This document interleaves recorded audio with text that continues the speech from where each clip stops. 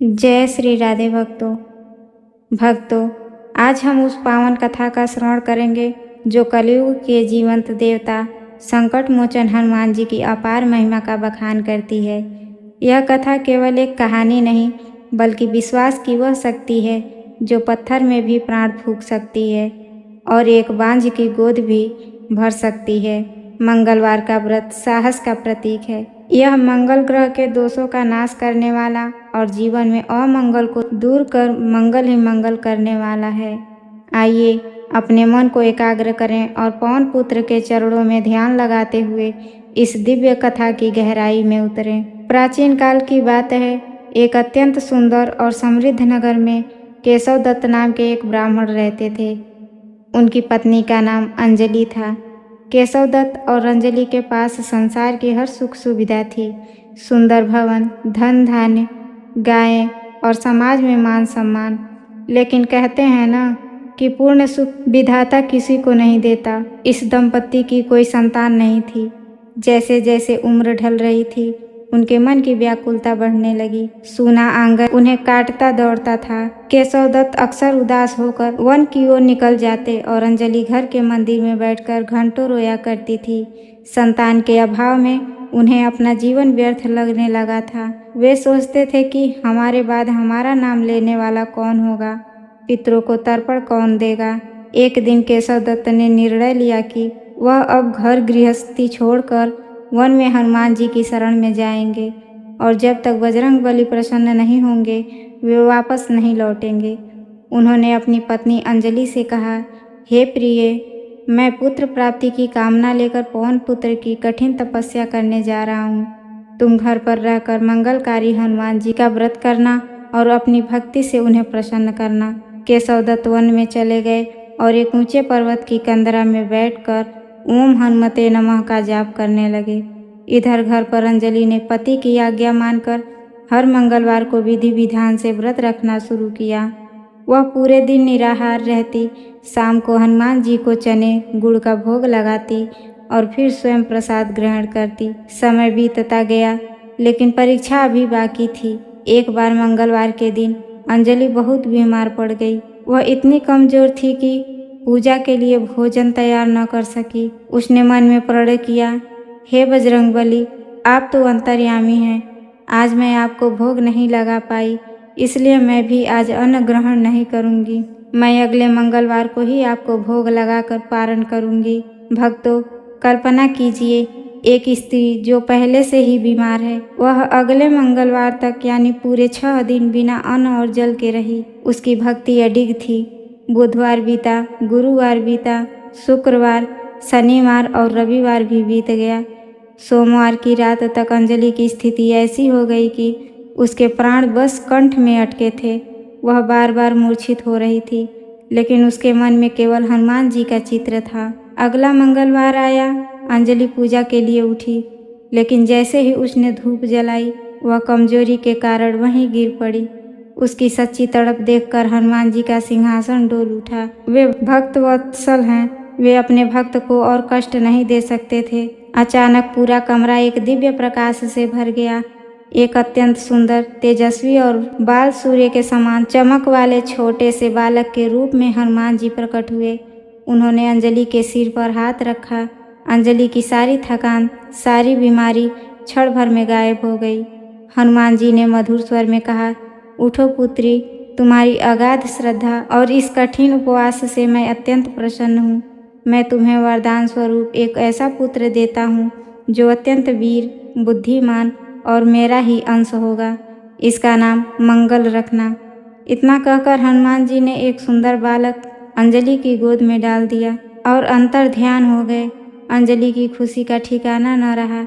वह बालक को पाकर निहाल हो गई। कुछ महीनों बाद केशव दत्त अपनी तपस्या पूरी कर घर लौटा।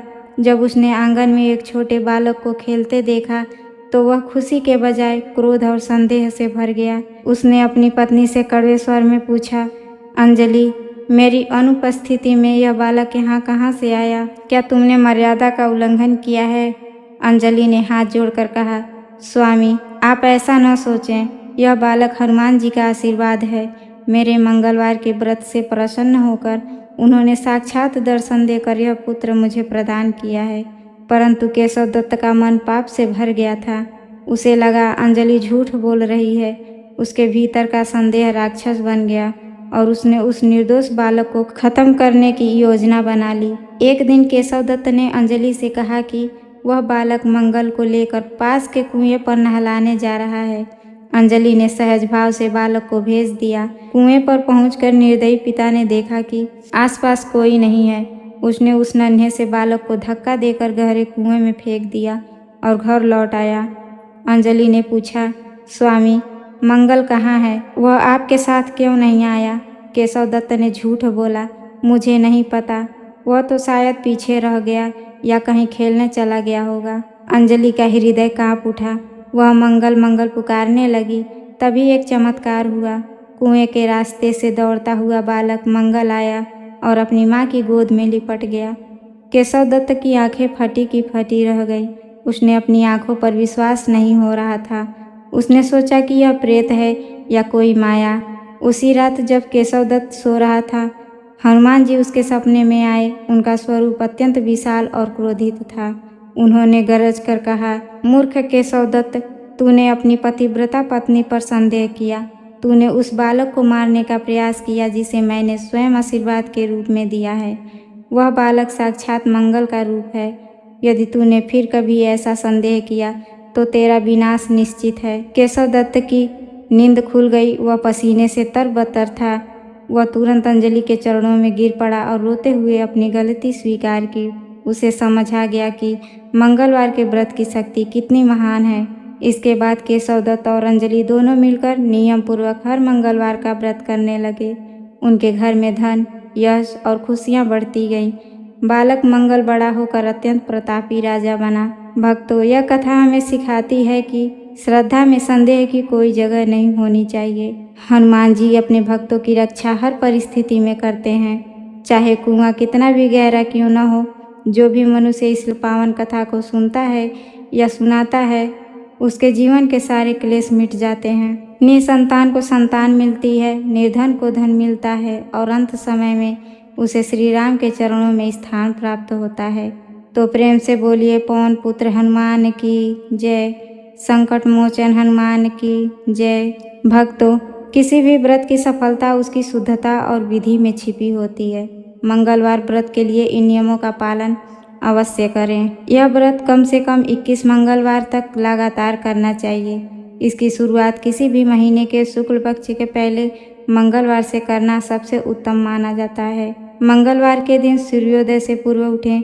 स्नान के जल में थोड़ा गंगा जल मिलाकर पवित्र हों।